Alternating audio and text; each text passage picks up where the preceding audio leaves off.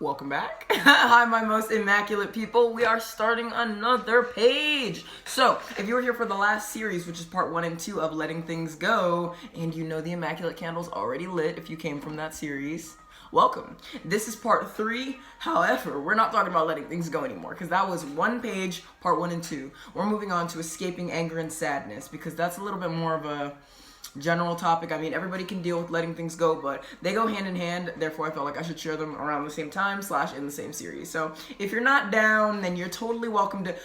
Who am I kidding? Y'all are all down. So stay. Come on over.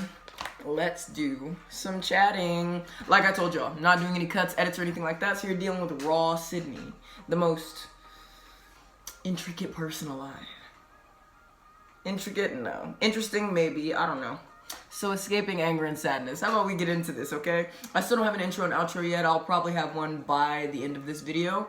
And I'll try to implement that in my next one. But I'm a pretty go with the flow type of person. I don't really want to stick to a template.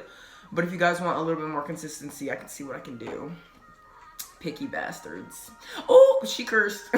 Just kidding. Okay, guys, ready? So, the first thing you want to do to escape anger and sadness is escape the environment. Whether it's with your parents, y'all just got into a big fight in the living room. Go hide in your room, go hide in the bathroom, go hide with one of your siblings. Escape the environment, because that is going to get you out of that toxic mindset the quickest. You got into a fight with your boyfriend or girlfriend, maybe sitting in the car, maybe in their bedroom. Maybe, hey, take a breather, go to the bathroom. If you're in the car, drive away from them, drop them at their place, have them drop you at yours. People need to understand that space is necessary. Space is necessary for any type of relationship to work. Business, platonic, romantic, whatever. So, with that being said, if you're not taking space from each other to deal with these emotions on your own and then come back together to be stronger and have a conversation, because you guys need to remember, it's you and this other person against the problem, or you and the situation against the problem. It's never going to be you against the other person, or you against the situation and vice versa, because that just doesn't work.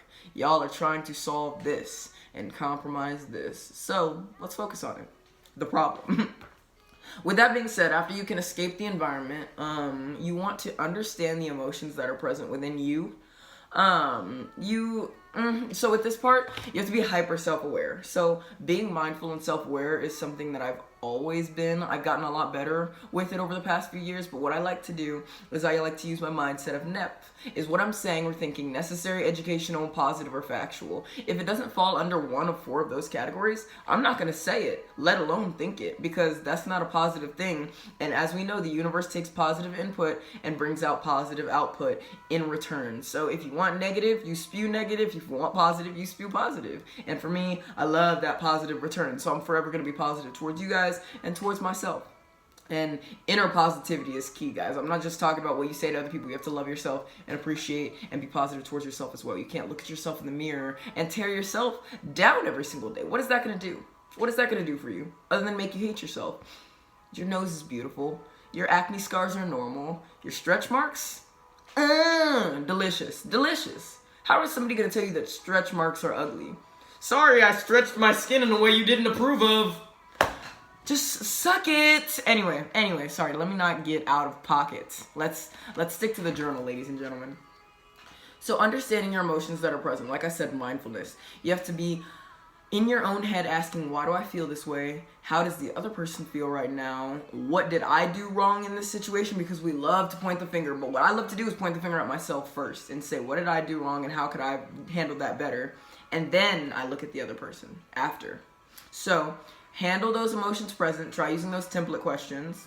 And then, are your feelings intimidating you? This one's a little bit more important because if you feel intimidated by your feelings, that means you're about to go into a defensive mindset or you're already in one. Okay? So with that being said, if you're defensive, then that means you feel within that you did something wrong, said something wrong, or offended somebody, and you don't know how to cope with that, address that. So if you can come to terms with your feelings are intimidating you, the quicker you can come to terms with maybe you were wrong in this situation. And what people don't understand is compromise doesn't have to be I was wrong, you were right, or it doesn't have to be I win, you lose. Compromise is about one person saying, hey, here's what I messed up in doing, here's what you messed up in doing, and I would really appreciate if we could get to here. And then this person says, I hear you.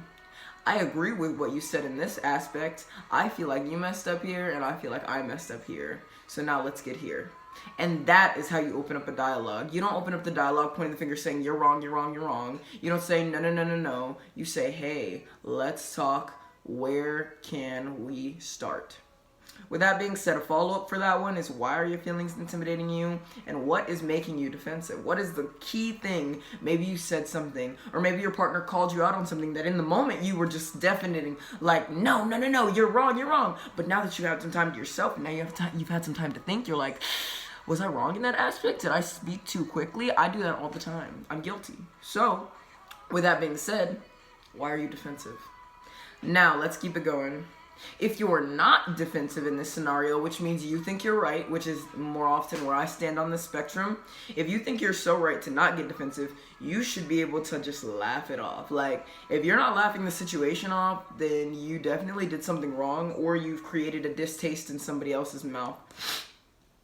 But the first thing you need to do, whether you're defensive or not, is validate how you feel. In arguments or disagreements, people often try to invalidate the other party in hopes of making themselves feel better. But in doing so, they're actually invalidating their own feelings, because it's projection. You know, if you project how you feel about yourself onto other people, especially in these moments of emotionally charged situations, it's just not going to be pretty. So you have to sit down and say, I feel this way because XYZ, and it makes me feel this way because XYZ, and I already told this person not to do that again, or whatever. So let me give you an example. My brother and I, we live together. We're roommates, and we moved out of my parents' house together. We fight about, like, doing the dishes and whatnot, and one time, we fought about who was doing them more, I guess. So in this scenario, he had been doing them more, like, the week that we started fighting, but I was doing them more before he moved in, because I moved in first. And I was like, you're not even taking consideration that I was here doing the dishes before you, and when you moved in here, you said that you were going to start taking care of dishes and chores to help out, since you're not paying rent. You know what I'm saying? I'm covering it for you, so what's the issue? So I told him that it's totally fine that he's upset that he's been doing it more. That's a completely reasonable thing to feel, especially if you're not one to like chores, you know what I'm saying?